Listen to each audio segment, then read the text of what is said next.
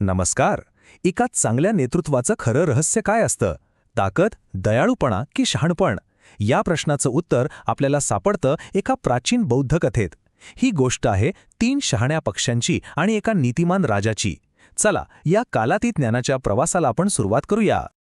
खरं तर हा प्रश्न खूप जुना आहे नाही का? हजारो वर्षांपासून राज्यकर्त्यांना, नेत्यांना हा प्रश्न सतावत आलाय की राज्य करण्याचा सर्वोत्तम मार्ग नेमका कोणता?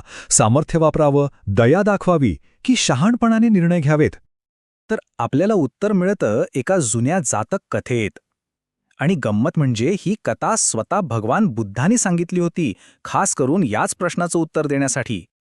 तर गोष्ट सुरू होते कौशलच्या राजापासून. त्याला सुशासनाचं रहस्य जाणून घ्यायचं होतं आणि त्यासाठी तो थेट बुद्धांकडे पोहोचतो. आणि इथूनच आपली मूळ कथा उलगडायला सुरुवात होते. बुद्धाने राजाला सगळ्यात आधी एक गोष्ट बजावली. त्यांनी स्पष्ट केलं की राजाचं वर्तन कसं आहे यावरच त्याच्या संपूर्ण प्रशासनाचं वर्तन अवलंबून असतं. आणि हा मुद्दा अधिक चांगल्या प्रकारे समजावून सांगण्यासाठी त्यांनी एक गोष्ट सांगितली. आता सुरू होते खरी गोष्ट, कथेच्या आतली कथा. ही गोष्ट आहे बनारसचे राजा ब्रह्मदत्त यांची. राजाला काही संतान नव्हतं आणि हीच त्यांची सगळ्यात मोठी चिंता होती. एके दिवशी राजाला एका सालवृक्षावर एक घरटं दिसतं आणि त्यात काय तर 3 वेगवेगळी अंडी, एक घुबडाचं, एक मैनेचं आणि एक पोपटाचं. राजाला आश्चर्य वाटतं, पण तो ठरवतो की हीच त्याची मुलं असतील.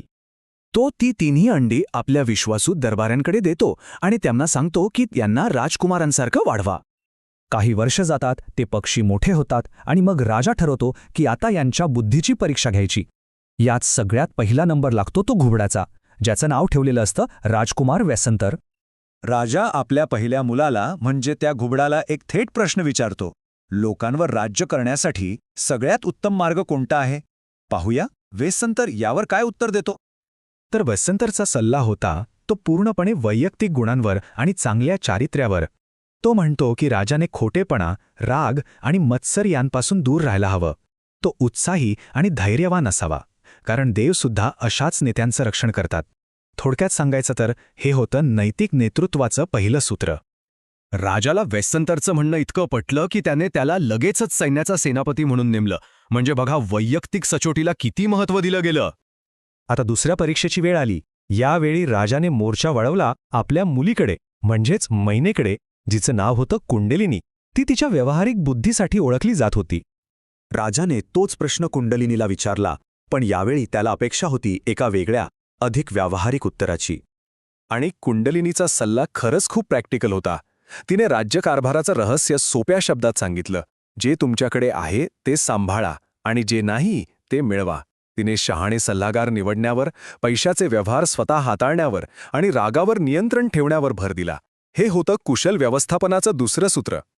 राजा तिच्या या व्यावहारिक ज्ञानाने कमालीचा प्रभावित झाला आणि त्याने कुंडलिनीला राज्याची खजिनदार बनवलं. तिने हे सिद्ध केलं की शहाणपण फक्त मोठ्या मोठ्या विचारांमध्ये नाही तर रोजच्या कारभारातही असतं.